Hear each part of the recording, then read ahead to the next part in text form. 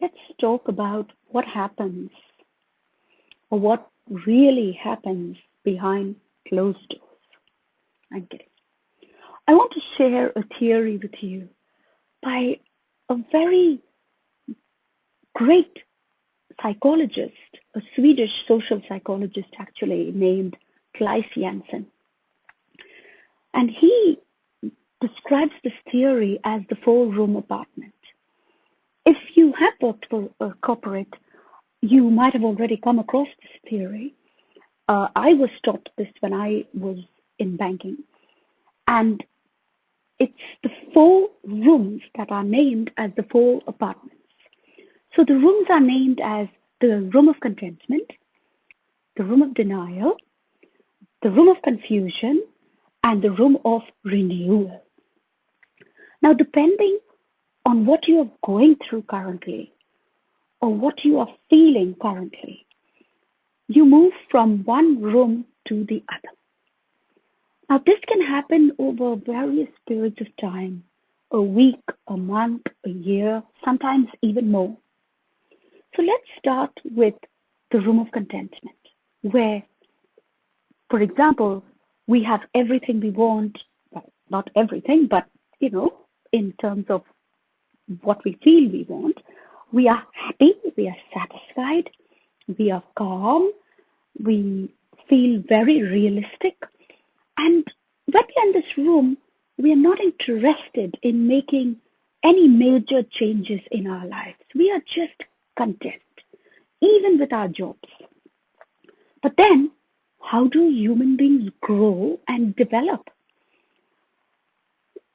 One of the ways we grow and develop, and one of the major ways, is through the challenges that we face in life. And those challenges could be personal challenges, job losses, reorganizations, transitions, mergers, and so much more. But let's face it, none of us can get through life without facing some kind of challenge. So we are in this room feeling very content. Life is going really well for us. But the novelty wears off after a while, and we start thinking, I want better. I want more. I want something else. This is not for me. I need a change. Or a huge hurdle comes our way. And when that happens, we have to admit, while being content, we have to admit that something is wrong. This is not for us, for some reason or the other. So for example, take a teacher who's very content, very happy with their lives, and they move into the corporate world. And suddenly, whoa, this is not where I want to be. Very anxious, very upset, not able to adjust, not able to deal with change, and upset with everyone around them, professionally and personally. And while they are going through this transition, this pushes them from this room of contentment, where they were very content in their jobs, into the room of denial, where they come and now they know something is not right. I may have made the wrong decision.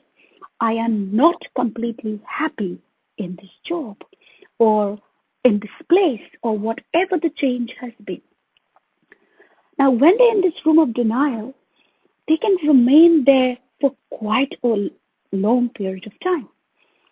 Sometimes people remain in denial for years on end, where they keep saying there is nothing wrong, everything is going to be fine. But they know internally that something is wrong. We know what we feel like when the lights go off.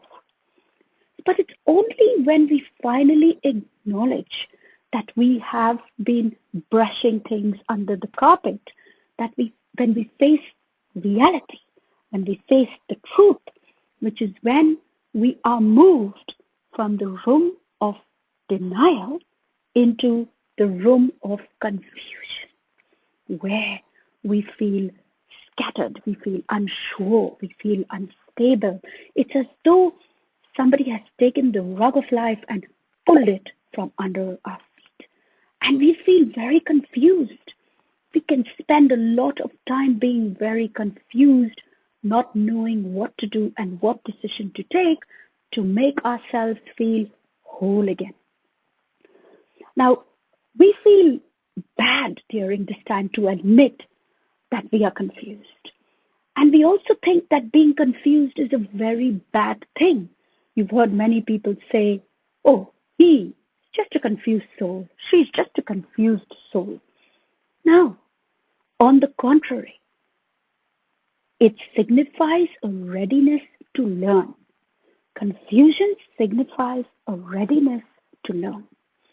This is actually where people acknowledge that they don't have the answers yet, but they are open and ready to learn and to change their lives. However, we can stay confused until we are good and ready to take that leap of faith that moves us into this room of renewal, where we feel sincere, where we've come to terms with what we want, where we are willing and we are able to take that next step. Even if that next step involves a bit of a risk, we are ready to take it. When we make that decision, we are moved from this room of confusion into the room of renewal. Now, if you are currently trying out new things in your life and new ways to improve your life, you are in this room. You are right here now, saying to yourself, I am ready to start afresh. I am ready to make decisions. I am ready to take the plunge and I am ready to improve my life. So you take that plunge and it's all great for a while. You are back from the room of renewal into the room of contentment. But over time, the novelty wears off. It's like going to the gym and feeling, wow, I'm going to look great. And then slowly the novelty wears off. It's like meeting a partner and thinking he or she has the key to everlasting happiness, success, joy, holiday, everything that your heart desires. And suddenly you realize, this is not for me. It's wrong. Or I'm just bored and this is just not what I want. So for some time, you enjoy what you are going through, and it's like the honeymoon period until you realize, I can't do this, or I want more, or I am capable of better. And this then moves you back from the room of contentment, where you're very content, and then you move back into the room of denial. Come on. I couldn't have made a wrong decision. I couldn't have made the wrong choice. Or I thought this is all I needed to be happy. But you realize that you're in denial again. And this is how we move. So it's question time. Which room are you in now? Have you stayed far too long in one of the rooms recently? And what are the factors contributing to this extended stay in any of these rooms? And what can you do to realize that this is happening? And what can you do to make this change, to make this fresh start, and to get up and to shake yourself off? So some questions for leaders or employers or managers too, while I'm about it. Where do you predict resistance to change is likely to emerge or re-emerge in your organization? So as a leader, do you keep all these apartment doors open all the time? And do you have a program to coach or mentor your staff, your employees, and to help them to walk through this apartment and to spend less time in the rooms of denial and the rooms of confusion and more time in the rooms of renewal and the room of contentment. So the truth is that we all live in all four of these rooms. Remember, but the seeds of success are always sowed in the room of confusion. Yes, it is. And they start to sprout in the room of renewal. However, the rooms of contentment and denial are not frozen. Events will always push us through and move us out of there at some point. But if you want to help people, you want to help your employees and your staff who you feel are stuck in one of these rooms for a while, involve them in things, mentor them, and encourage them. And there's various ways of doing that and see your organization flourish. So here's 5 tips to help you not only to understand change, but to help you to actually embrace it. And I hope this helps. So keep a map of this 4-room apartment on your desk, at home, near your bedside, and keep this floor plan pasted somewhere where you can see it every day.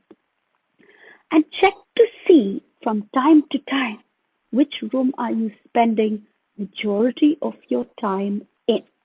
It's like checking your blood pressure or your cholesterol levels from time to time. And know that it's time to act. Take steps. Tell yourself, wow, I've been here too long. I've overstayed my visit. It's time for me to move on. My second tip to you is change the way you look at things, and the things you look at will change, said Wayne Dyer. If you can change the way of looking at things, so don't look at change so negatively and look at it positively. Try to learn where you are mentally and emotionally. You will find that actually it energizes you and makes you want to take that next step. My third tip to you is manage your emotions before they manage you. And they will, especially if you're in the room of contentment too long, or you're in the room of denial too long, and you're going through this emotional turmoil. Look at your map. Check to see why you're so long in that room and manage those emotions, because we all can. And a manager's role includes providing reinforcement so that people who have made the change can continue to see its application, its benefits, and its long-term value for an organization. This is very important, and it works like magic. My last and final tip to you is, when does coaching and mentoring really and truly help and work best? When you are in the room of confusion and renewal. Why? Because it's here that people would welcome the help. It's here that people make their most important decisions in life. And it's here that people could benefit greatly by mentoring and coaching. I hope that this has helped, and I hope you can share it and help people all around you to live happier lives, even with any amount of turmoil and change that we are currently going through, to your success.